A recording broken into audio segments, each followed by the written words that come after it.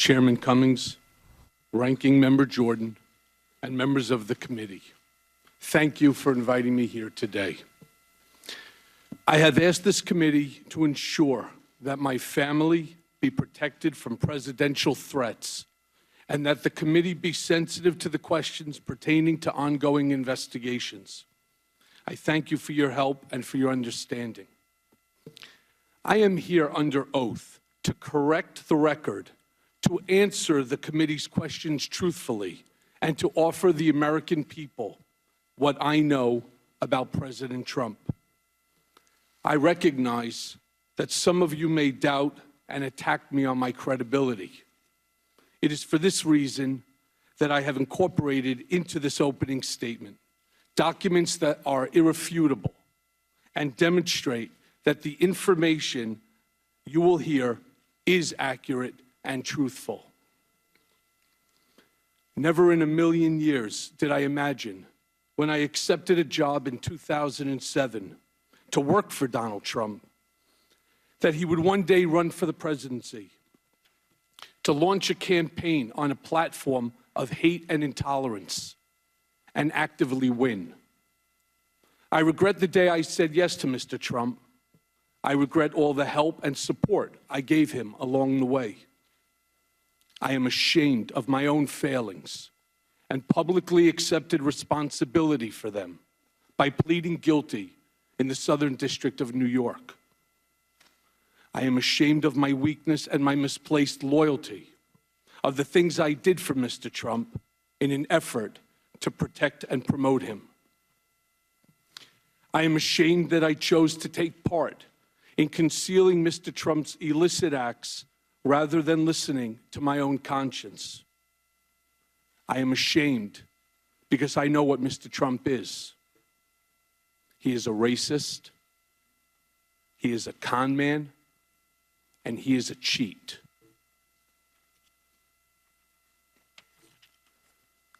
He was a presidential candidate who knew that Roger Stone was talking with Julian Assange about a WikiLeaks drop on Democratic National Committee emails. And I will explain each in a few moments. I am providing the committee today with several documents, and these include a copy of a check Mr. Trump wrote from his personal bank account after he became president to reimburse me for the hush money payments I made to cover up his affair with an adult film star and to prevent damage to his campaign. Copies of financial statements from 2011, 2012, and 2013 that he gave to such institutions such as Deutsche Bank. A copy of an article with Mr. Trump's handwriting on it that reported on the auction of a portrait of himself that he arranged for the bidder ahead of time and then reimbursed the bidder from the account of his nonprofit charitable foundation, with the picture now hanging in one of his country clubs. And copies of letters I wrote at Mr. Trump's direction that threatened his high school, colleges, and the college board not to release his grades or SAT scores. I hope my appearance here today, my guilty plea, and my work with law enforcement agencies are steps along a path of redemption that will restore faith in me and help this country understand our president better. And before going further, I want to apologize to each member, to you as Congress as a whole. The last time I appeared before Congress, I came to protect Mr. Trump. Today, I am here to tell the truth about Mr. Trump. I lied to Congress when Mr. Trump stopped negotiating the Moscow Tower project in Russia. I stated that we stopped negotiating in January of 2016. That was false.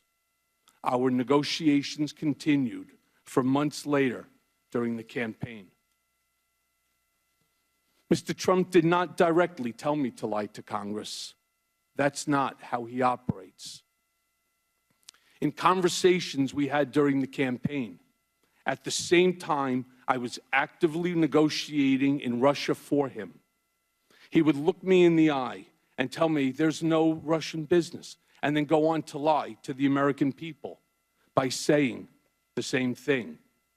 In his way, he was telling me to lie. There were at least a half a dozen times between the Iowa caucus in January of 2016 and the end of June when he would ask me, "How's it going in Russia?" referring to the Moscow Tower project. You need to know that Mr. Trump's personal lawyers reviewed and edited my statement to Congress about the timing of the Moscow Tower negotiations before I gave it. So to be clear, Mr. Trump knew of and directed the Trump-Moscow negotiations throughout the campaign and lied about it. He lied about it because he never expected to win. He also lied about it because he stood to make hundreds of millions of dollars on the Moscow real estate project. And so I lied about it too, because Mr. Trump had made clear to me through his personal statements to me that we both knew to be false, and through his lies to the country that he wanted me to lie. And he made it clear to me because his personal attorneys reviewed my statement before I gave it to Congress. Over the past 2 years, I have been smeared as a rat by the President of the United States. The truth is much different. And let me take a brief moment to introduce myself. My name is Michael Dean Cohen, and I am a blessed husband of 24 years and a father to an incredible daughter and son.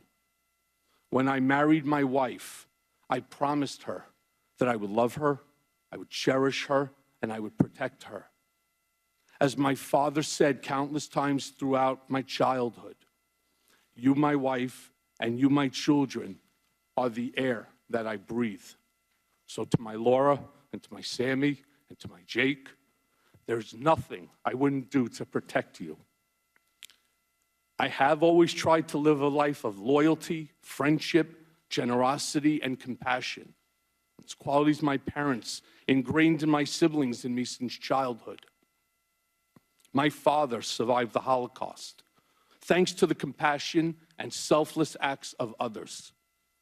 He was helped by many who put themselves in harm's way to do what they knew was right. And that is why my first instinct has always been to help those in need. And Mom and Dad, I am sorry I let you down. As the many people that know me best would say, I am the person that they call at 3 a.m. if they needed help. And I proudly remember being the emergency contact for many of my children's friends when they were growing up, because their parents knew that I would drop everything and care for them as if they were my own. Yet last fall, I pled guilty in federal court to felonies for the benefit of, at the direction of, and in coordination with individual number one. And for the record, individual number one is President Donald J. Trump. It is painful to admit that I was motivated by ambition at times. It is even more painful to admit that many times I ignored my conscience and acted loyal to a man when I should not have. Sitting here today, it seems unbelievable that I was so mesmerized by Donald Trump that I was willing to do things for him that I knew were absolutely wrong. For that reason, I have come here to apologize to my family, to my government, and to the American people. Accordingly, let me now tell you about Mr. Trump. I got to know him very well, working very closely with him for more than 10 years as his executive vice president and special counsel, and then as personal attorney when he became president. When I first met Mr. Trump, he was a successful entrepreneur, a real estate giant, and an icon. Being around Mr. Trump was intoxicating. When you were in his presence, you felt like you were involved in something greater than yourself, that you were somehow changing the world. I wound up touting the Trump narrative for over a decade. That was my job. Always stay on message. Always defend. It monopolized my life. At first, I worked mostly on real estate developments and other business transactions. Shortly thereafter, Mr. Trump brought me into his personal life and private dealings. Over time, I saw his true character revealed. Mr. Trump is an enigma. He is complicated, as am I. He is both good and bad, as do we all. But the bad far outweighs the good. And since taking office, he has become the worst version of himself. He is capable of behaving kindly, but he is not kind. He is capable of committing acts of generosity, but he is not generous. He is capable of being loyal, but he is fundamentally disloyal. Donald Trump is a man who ran for office to make his brand great, not to make our country great. He had no desire or intention to lead this nation, only to market himself and to build his wealth and power. Mr. Trump would often say, this campaign was going to be the greatest infomercial in political history. He never expected to win the primary. He never expected to win the general election.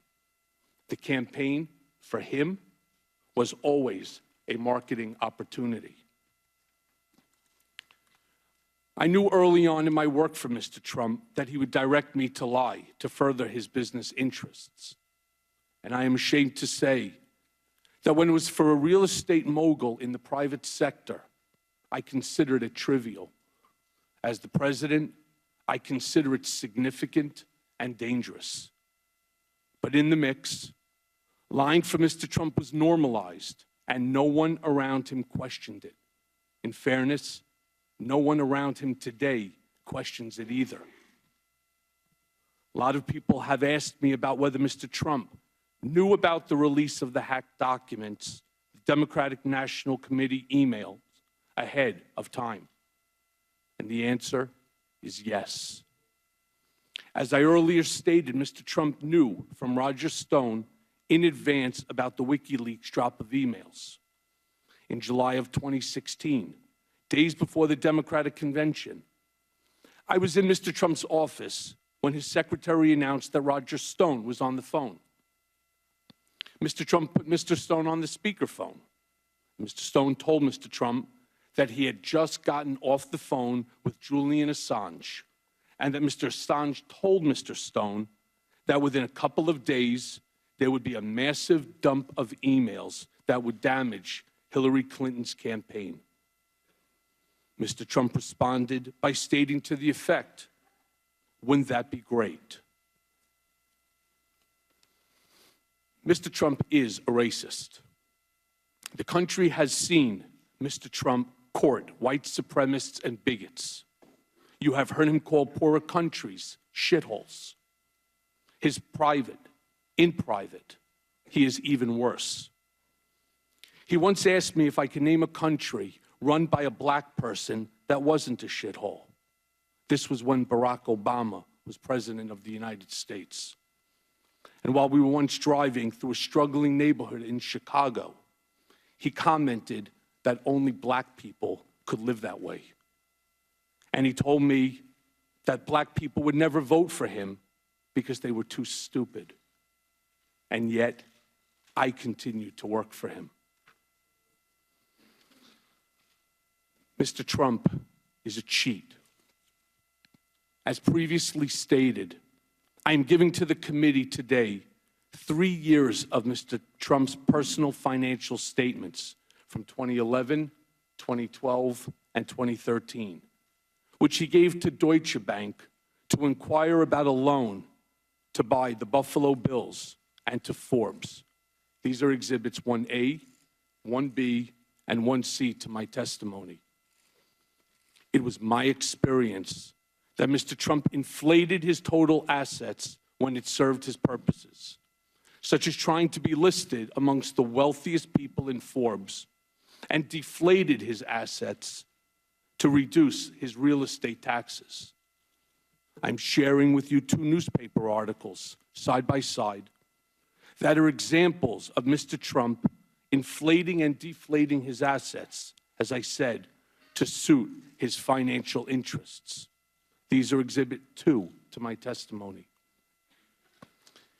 As I noted, I'm giving the committee today an article he wrote on and sent to me that reported on an auction of a portrait of Mr. Trump. This is Exhibit 3A to my testimony. Mr. Trump directed me to find a straw bidder to purchase a portrait of him that was being auctioned off at an Art Hamptons event. The objective was to ensure that this portrait, which was going to be auctioned last, would go for the highest price of any portrait that afternoon. The portrait was purchased by the fake bidder for $60,000. Mr. Trump directed the Trump Foundation, which is supposed to be a charitable organization, to repay the fake bidder, despite keeping the art for himself. And please see Exhibit 3B to my testimony. And it should come as no surprise that one of my more common responsibilities was that Mr. Trump directed me to call business owners, many of whom are small businesses that were owed money for their services, and told them that no payment or a reduced payment would be coming. When I asked Mr. Trump, or when I told Mr. Trump of my success, he actually reveled in it. And yet, I continued to work for him. Mr. Trump is a con man. He asked me to pay off an adult film star with whom he had an affair and to lie about it to his wife, which I did. And lying to the First Lady is one of my biggest regrets because she is a kind, good person, and I respect her greatly, and she did not deserve that. And I'm giving the committee today a copy of the $130,000 wire transfer from me to Ms. Clifford's attorney during the closing days of the presidential campaign that was demanded by Ms. Clifford to maintain her silence about her affair with Mr. Trump. And this is Exhibit 4 to my testimony. Mr. Trump directed me to use my own personal funds from a home equity line of credit to avoid any money being traced back to him that could negatively impact his campaign. And I did that too, without bothering to consider whether that was improper, much less whether it was the right thing to do or how would it impact me, my family, or the public. And I am going to jail in part because of my decision to help Mr. Trump hide that payment from the American people before they voted a few days later. As Exhibit 5A to my testimony shows, I am providing a copy of a $35,000 check that President Trump personally signed from his personal bank account on August 1st of 2017, when he was President of the United States, pursuant to the cover-up, which was the basis of my guilty plea to reimburse me, the word used by Mr. Trump's TV lawyer, for the illegal hush money I paid on his behalf. This $35,000 check was one of 11 check installments that was paid throughout the year while he was president. Other checks to reimburse me for the hush money payments were signed by Donald Trump Jr. and Alan Weisselberg. And see for that example 5B. The President of the United States thus wrote a personal check for the payment of hush money as part of a criminal scheme to violate campaign finance laws. And you can find the details of that scheme directed by Mr. Trump in the pleadings in the U.S. District Court for the Southern District of New York. So picture this scene. In February of 2017, 1 month into his presidency, I'm visiting President Trump in the Oval Office for the first time, and it's truly awe-inspiring. He's showing me all around and pointing to different paintings, and he says to me something to the effect of, "Don't worry, Michael, your January and February reimbursement checks are coming." They were FedExed from New York, and it takes a while for that to get through the White House system. As he promised, I received the first check for the reimbursement of $70,000 not long thereafter. When I say con man, I'm talking about a man who declares himself brilliant, but directed me to threaten his high school, his colleges, and the college board to never release his grades or SAT scores. As I mentioned, I'm giving the committee today copies of a letter I sent at Mr. Trump's direction, threatening these schools with civil and criminal actions if Mr. Trump's grades or SAT scores were ever disclosed without his permission. And these are under Exhibit 6. The irony wasn't lost on me at the time that Mr. Trump, in 2011, had strongly criticized President Obama for not releasing his grades. As you can see in Exhibit 7, Mr. Trump declared, "Let him show his records," after calling President Obama a terrible student. The sad fact is that I never heard Mr. Trump say anything in private that led me to believe he loved our nation or wanted to make it better. In fact, he did the opposite. When telling me in 2008 or 2009 that he was cutting employees' salaries in half, including mine, he showed me what he claimed was a $10 million IRS tax refund. And he said that he could not believe how stupid the government was for giving someone like him that much money back.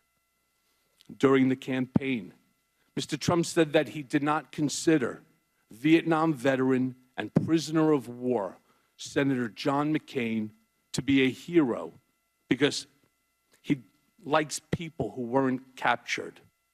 At the same time, Mr. Trump tasked me to handle the negative press surrounding his medical deferment from the Vietnam draft. Mr. Trump claimed it was because of a bone spur, but when I asked for medical records, he gave me none and said that there was no surgery. He told me not to answer the specific questions by reporters, but rather offer simply the fact that he received a medical deferment. He finished the conversation with the following comment: "You think I'm stupid? I'm not going to Vietnam." And I find it ironic, Mr. President, that you are in Vietnam right now. And yet, I continue to work for him. Questions have been raised about whether I know of direct evidence that Mr. Trump or his campaign colluded with Russia. I do not. And I want to be clear, but I have my suspicions.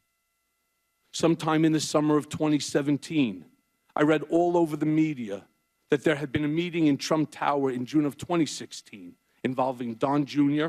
and others from the campaign with Russians, including a representative of the Russian government, and an email setting up the meeting with the subject line, "Dirt on Hillary Clinton." And something clicked in my mind.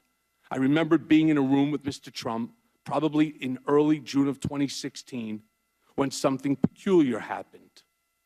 Don Trump Jr. came into the room and walked behind his father's desk, which in and of itself was unusual. People didn't just walk behind Mr. Trump's desk to talk to him.